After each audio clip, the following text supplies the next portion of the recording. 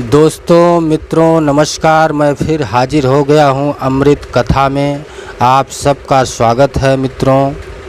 आज एक ऐसी कथा है जिस कथा के माध्यम से गरीब आदमी अमीर हो सकता है और अमीर आदमी यदि गरीब बनना चाहता है, उसको धन कम करना चाहता है तो उसका धन कम हो जाएगा, और यदि गरीब आदमी अधिक धन रखना चाहता है, अधिक धन बनाना चाहता, बढ़ाना चाहता अपने धन को, तो वह अधिक धन प्राप्त कर लेगा।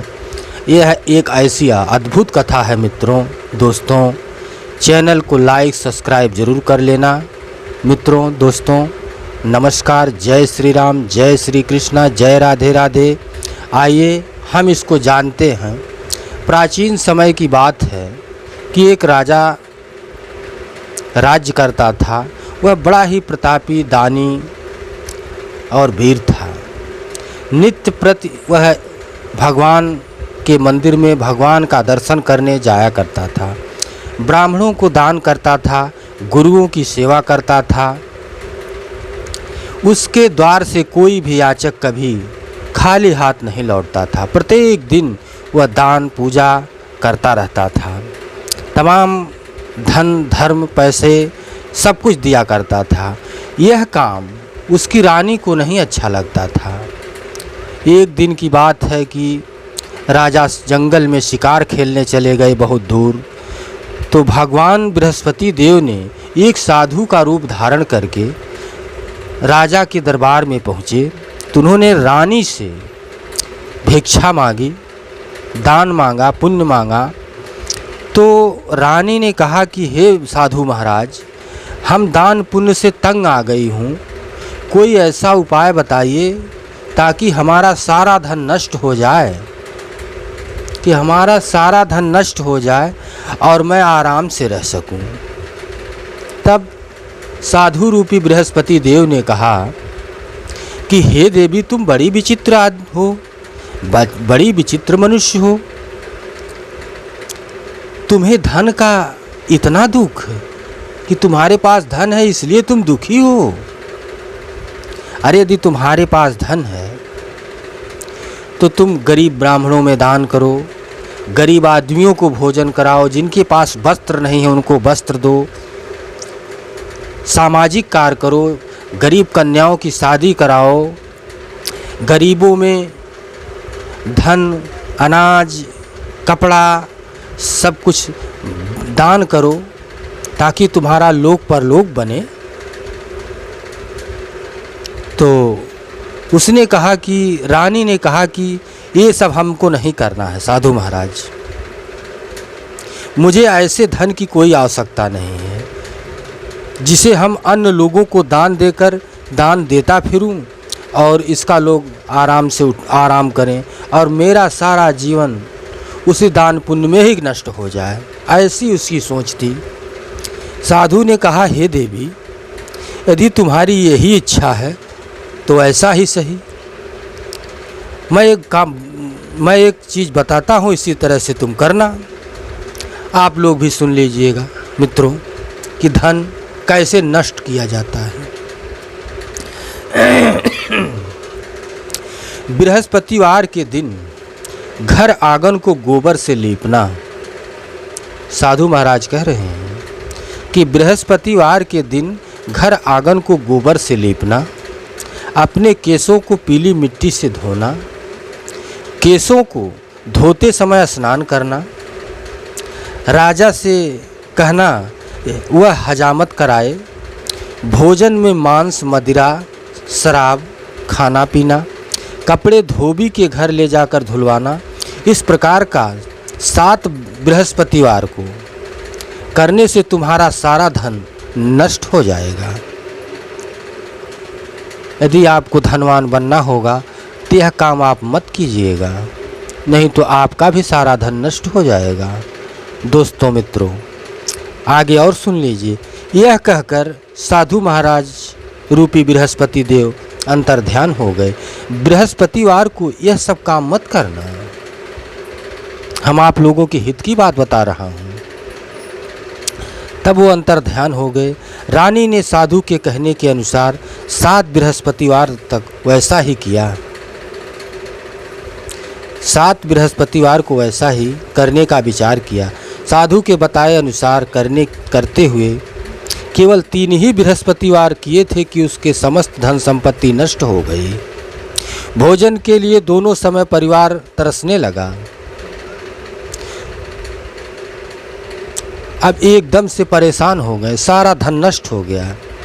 वह जंगल से लकड़ी काटकर राजा जंगल से लकड़ी काटकर लाता था और बेचकर पैसे कमाने लगा, विदेश चला गया था। सोचिए, एक दिन रानी इतनी दुखी थी, वह अपनी बहन के पास कुछ सामान लेने के लिए दासी को भेजा, खाने वाला सामान। उसने कुछ कह दिया और चली आई। तब उसने आ कर के कहा, उसकी बहन फिर उसके घर आई कि हे बहन, मैं बृहस्पतिवार का व्रत कर रही थी, तुम्हारी दासी हमारे घर गई थी, परंतु जब तक कथा होती है तब तक हम लोग न उठते हैं और न बोलते हैं, इसीलिए मैं नहीं बोली। कहो दासी क्यों गई थी हमारे घर? रानी बोली, बहन,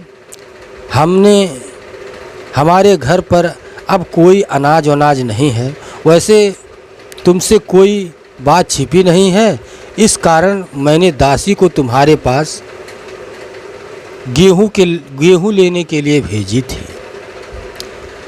रानी की बहन बोली, बहन देखो, बृहस्पति और भगवान सबकी मनोकामना पूर्ण करते हैं, सबकी मनोकामना पूर्ण करते हैं और तुम्हारी भी वो पूर्ण कर देंगे। मैं जैसा कहती हूँ वैसा तुम भी करो।